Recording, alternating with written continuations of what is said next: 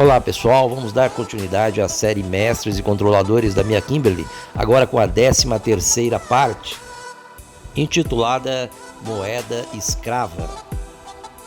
E se você assistiu um vídeo que eu postei ontem, chamado Ninguém é Dono de Nada, sobre a situação aí de desarmamentismo aqui dentro do nosso país, né? Ou seja, a retirada das armas dos CACs, né? Colecionadores, atiradores e caçadores. Então você vai entender melhor o conteúdo dessa parte da série, porque ela trata especificamente disso. Ninguém é dono de nada.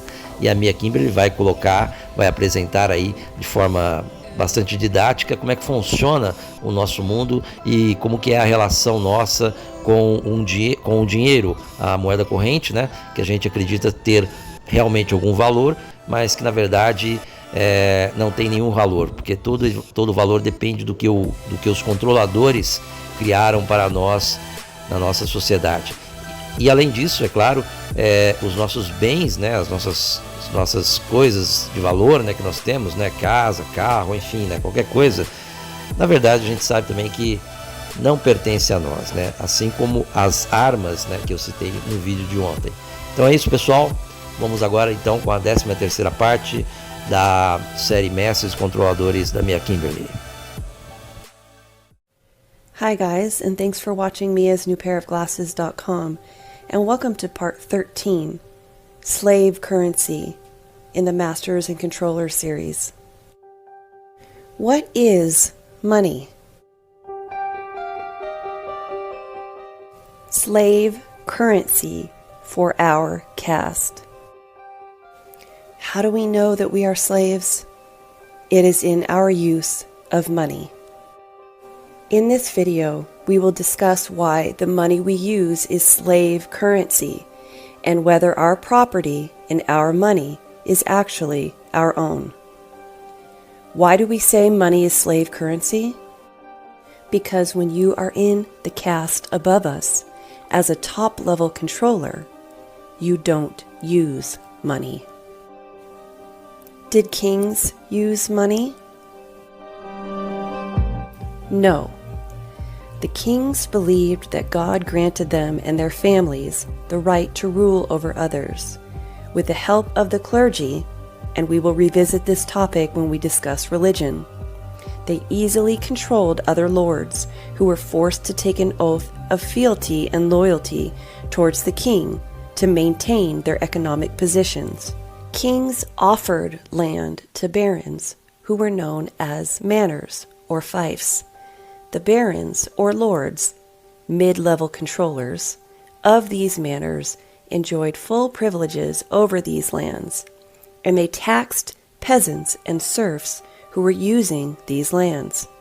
They also took rents from serfs to allow them to live in their manors. Land was the basis of the feudal society and the main source of income from the vast majority of the population. A noble's wealth and power were measured first and foremost in his land holdings, the territory or villages that owed him rent, either in money or in produce, usually a combination of both. Kings maintained their power and reign due to the ownership of land of their kingdoms. They used to collect taxes from lords, barons, the clergy, and the peasants through the economic means of the feudal system. Kings did not pay for anything, and they certainly didn't use currency. People offered goods, services, gold, and silver to kings, and kings dispersed this slave currency to those under him that used the currency. It is the same with top-level controllers today. They do not need to use money. When you own everything, there is no need to buy anything. They are offered valuable goods, services, and money. They, like kings, don't pay for anything. Think of how famous people get things for free, and they are still puppets. They are often offered money, clothes, jewelry, free dinners, housing, and many other things, in exchange for promoting and bringing in business, to generate business for the ones giving them these things. It's the same with the top-level controllers. When you want the top-level controllers to pull strings for you, you offer them things. The higher you are on the pyramid, the less you pay for anything with actual money. The top-level controllers exist in a world beyond currency and beyond what we, the slaves, know.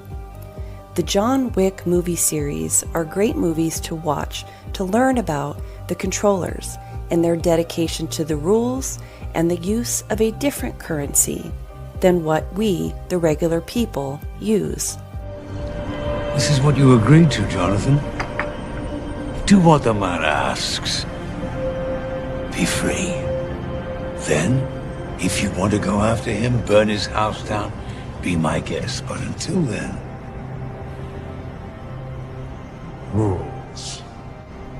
Exactly. Rules. Without them, we live with the animals.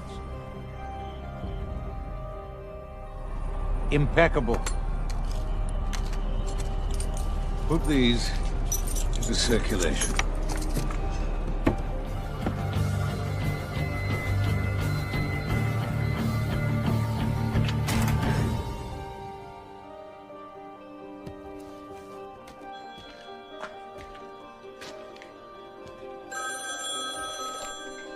Just as a side note about John Wick 3, named Parabellum, released on May 17th, 2019, to show how everything means something. When you first look at the word parabellum and what it means a type of semi-automatic pistol or machine gun. But at a closer look, the etymology of the word means early 20th century, the name of a German make of gun, from Latin para, bellum, from para, prepare, bellum, meaning war. In the phrase, si vi pacem parabellum, if you want peace, prepare for war. A very timely message about the war that will precede the peace after the EMPCOE. What is the currency actually used by the top-level controllers, if they use any at all?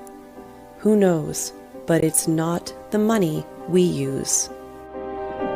The Rothschilds, though many believe are the top-level controllers, are not that at all. They are still puppets used to hide the real top-level controllers. If you know their names and they use money, they are not the top-level controllers.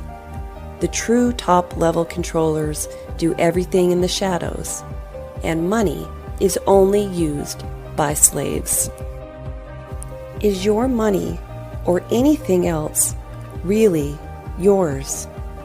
The illusion perpetuated by the controllers is that people actually own things and have their own money, that their money is actually their own. You may think that it's just the ones who sold their soul whose money is not their own money. Well, it's you too. The money you think you have is not your money. Slaves aren't really allowed to own anything of their own. Money is used to control the slaves and allow them to work within their caste, among each other, to get necessary resources for life, only to operate for their necessary function for the controllers. But it is not the money that is really of value. It is the land and necessary resources that have the value. You do not really own anything. Your property or home is not really your own. They can take it at any time. Everybody is a renter. You do not own your home free and clear, even in the rare instance that you have paid off your mortgage. If you stop paying your property taxes, you will lose your home. In a perfect world, we would all own our homes free and clear, but this is not possible. Unless you have an alloidal title to your property, which is practically non-existent in the US, you don't really own your home. And even if you don't have a mortgage, since you have to pay property taxes. Semantics and legal verbiage aside, do you truly own something if another entity will take that something away from you unless you pay an annual tax? Having a mortgage on your home only means you're indebted to some entity. This concept will come into play when we talk about selling your soul. Eminent domain is where the government can seize your property with supposed compensation, but that is up to them and under normal circumstances. But under martial law, they can seize everything you own without compensation. If the police, or the controller's enforcers, or federal government accuse you of a crime, they can seize your property. It is said that if it is unlawful, you can fight it. But who has the incredible amount of time and resources to invest in fighting against such a power and winning? Most people don't. If they want to find a reason to take what you have, they will find a reason and take it. Your children are not even your own. You are only their legal guardian. They can take them at any time. Refer to my video, Your Mama Sold You Into Slavery, on my YouTube content page. They can't have slaves walking around with a bunch of cash that is not really their own. This is example 1 of what happens when a slave has too much money on them. This case resulted in a New York man losing a whopping $160,000 on a Tennessee interstate. Even more startling, critics say it exposes a major loophole around a new law that's supposed to crack down on such abuses. What you are seeing is video that one mid-state police agency kept under wraps for more than a year. Hey, you don't have any knives on you, do you? No knives? No guns? It shows how an Indian-American businessman from New York lost $160,000 during a nighttime traffic stop along I-40 in Dixon County. The cash was seized by an interdiction officer from the 23rd Judicial District Drug Task Force. The agency gets its funding by seizing cash, usually from out-of-state drivers. That's all hundreds. But in this case, instead of using state seizure laws, the agent from the 23rd took the cash to the feds, tying up the businessman's money in the federal courts. This is example number 2, but there are many, many more. Man, I don't know. I was flabbergasted, I guess, because honestly, I didn't think nothing much of it. I thought it was just, just going right through. And the officer seemed real nice and friendly. He seemed like a cool guy. Then he ruined my entire year, and now a couple years of my life because of it. They found no drugs. They found nothing. They tried to say it was drug money. They went to my phone. They found no evidence of any kind of drug, anything. This is Michael Sanchez Ratliff, a 21-year-old Chicago resident. He was traveling to California in March of 2014 to spend time with family when the car he was in was stopped near Council Bluff for traveling 5 miles over the speed limit. We got pulled over around 4 o'clock. The officer, he went to the driver's side. He was talking to the driver. Yeah, come on back to the rear vehicle. I'll get you out of here. I got to write you out that warning, all right? He was trying to be chatty, and I'm talking because I don't see no problem. And then I guess he asked the driver to search. He pulled the driver out the car, and then they start talking. But the stop quickly progressed into much more. After issuing the warnings to driver Leonardo Gonzalez, Deputy Miller began asking questions about the trip, discovering what he believed to be discrepancies in Gonzalez's and Ratliff's stories. That's fine, don't worry about it. Yeah, I understand. Hey, do you have any questions? No, okay. Hey, can I ask you a couple questions? Yes. Okay, you don't have anything illegal inside the vehicle? No. Okay, Nothing. All right, no drugs? No. No drugs?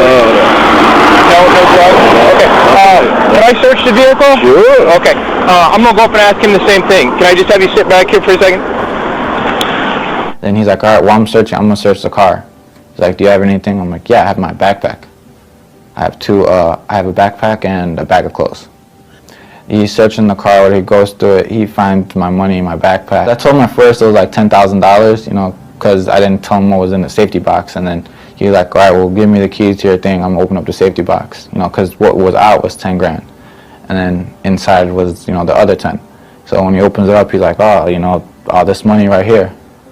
And then he's like, all right, well, he calls for backup, and then he's like, all right, well, you guys aren't going nowhere. Sanchez can be heard on the video telling officers that the money was from working as a hotel valet. He also says a chunk came from his grandmother. The money, Sanchez told the Register, was intended to help him possibly relocate and attend school in California if the visit with his family went well. I was real upset. I was so excited to see California, and then bam, you know, dreams crushed right there. Honestly, I thought it was just going to be one court hearing and then bam, I get it back. And then, you know, reality smacked me in the face, and it turns out it wasn't like that. I was frustrated and angry, you know. I was like, man, you know, I'm like finally my first apartment, you know, my first time living on my own, and it's a bad experience. Ended up getting evicted. The money was ultimately seized, and Sanchez spent much of the next 8 months and roughly $7,000 in attorney costs. They make sure that their slaves do not travel with a certain amount of money. They can't have their slaves walking around with cash money that isn't theirs, giving them some level of freedom. So they put measures in place to make sure that doesn't happen. They will find any excuse for making sure you do not have that kind of cash on you. But they are only excuses. If you cannot have or travel with a certain amount of money, it forces you to have it in a bank, to which they make sure it is not in your possession and can disappear at any time.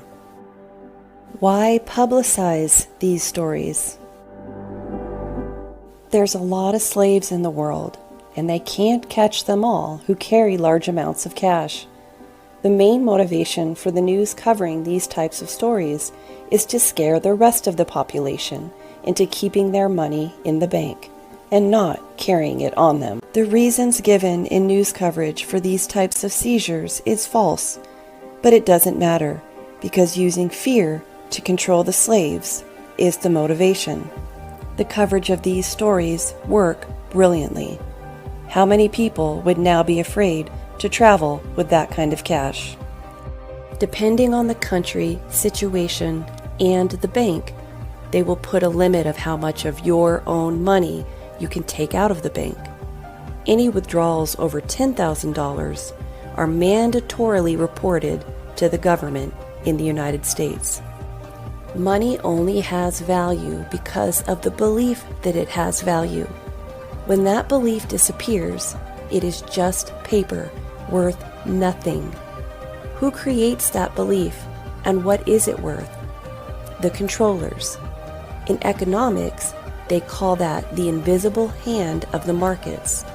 If the controllers don't use money, but rely on keeping control of the resources in land, then the value of money is completely fictional too. The Federal Reserve, which is not a federal organization at all, is a privately held company that controls the printing of all currency. Yes, it is the U.S. currency, but the U.S. currency is the world currency. Everything is exchanged in U.S. dollars. The controllers are in control of printing the money. There is no real value behind it. When you control the printing of money, you can keep printing and printing money with no limits on how much.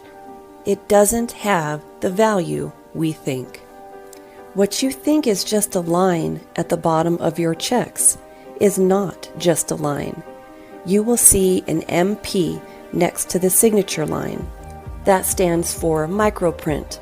Under a magnifying glass, you will see that it says authorized signature, meaning you are only given authorization from the controllers.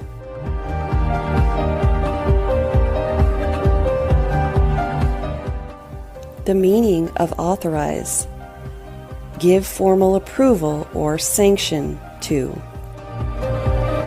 And the etymology of signature, meaning from sig manuel, in late Latin denoting a marking on a sheep. Everything means something. They control everything, the markets, the world's resources, and us. The true value of these resources is unknown, but it doesn't matter because we don't own any of it anyway. We are just allowed to use it to a certain degree, only to serve the purposes needed for the controllers as slaves. Money, gold and silver coins, only have a believed value in the world where civilization designed by the controllers exists. When society collapses pre and post EMPCOE, it will have zero value.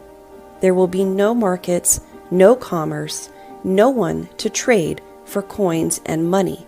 Nothing. The only thing of value will be things necessary for survival: food, water, shelter, supplies, medication, firearms, and the most valuable currency anyone can have: lead bullets. Whoever has the most of these will control everything. If you have money tied up in stocks, bonds, IRAs, or gold and silver coins, anything that will not be needed to survive once society crumbles, you are wasting the currency you could trade for valuable, necessary items to support and protect your life in the near future. To sum this up, everything you think you own, your house, your land, your business, your car, your furniture, your money, your kids, etc., can be taken from you whenever they see fit, for whatever reason they want to give, because none of it is really yours. There are 1,000,001 reasons they can use to take what you have, and they will, and there isn't anything you can do about it. The illusion that you can accumulate things that are yours in this life if you work hard for it is a complete lie. Nothing is for free. Nothing comes without a cost, and nothing is really yours. The point of this video and the series is not the specific pieces of information given, but its greatest benefit is to create the entire picture of reality for what this means for us, who and what we really are, and our true place in the world. That's all I have for you guys today. Everybody stay safe, be good to one another, and God bless.